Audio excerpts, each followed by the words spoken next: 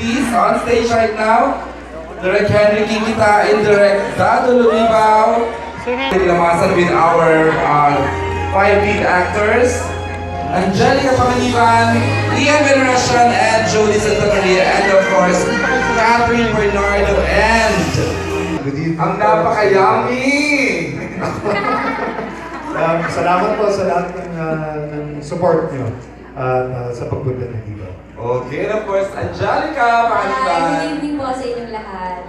Okay, Jody Santa Maria. Good evening po. And of course, Catherine Bernardo and Danielle Padilla. Hello po, good evening sa inyong lahat and salamat sa pagpunta ninyo. DJ? Magandang gabi sa inyo lahat at maraming salamat ulit sa pagpunta ninyo. Saya, no? And of course, joining me tonight for the... Good evening. May I ask the director, ang story ba dito, kapareho ng eksaktong story unang edition? Hindi nyo ginagawa story? Well, the arc is the same, pero marami, the sensibilities kasi now are different eh. So marami kaming dinagdag. But the arc is, yeah, the same.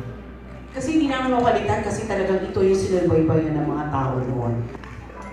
For Kath and DJ, pataas na ng pataas yung excitement no, nung sa nalalapit na airing ng Pangako Sa'yo.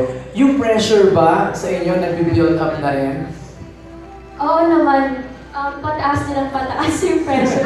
Lalo na nung nakita ko unang beses yung trailer, yung mga shoot nila, Ate Jody, Tito Ian, pati ni Ate Angelica, parang wow, sobrang ganda na dapat yung mga tao, pag napanood kami, hindi namin sila mabigo, and yung mga expectations sila, kailangan matapatan namin yun.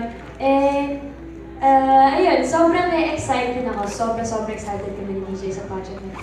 DJ? Oo naman, siyempre sobra. Kanina nga ayoko nang tumayo sa upuan ko eh. Okay na ako dun eh. Kasi, trailer pa lang, di ba? Grabe na yung... Kala ko nga nanonood na ako eh. At saka, siyempre kailangan natin hindi natin pwedeng biguin yung mga tao. Hindi pwedeng hanggang trailer lang maganda. Dapat hanggang pinapalabas na. At every episode maganda dapat. Kay Inang, kay Direk Rosa, Direk Dado,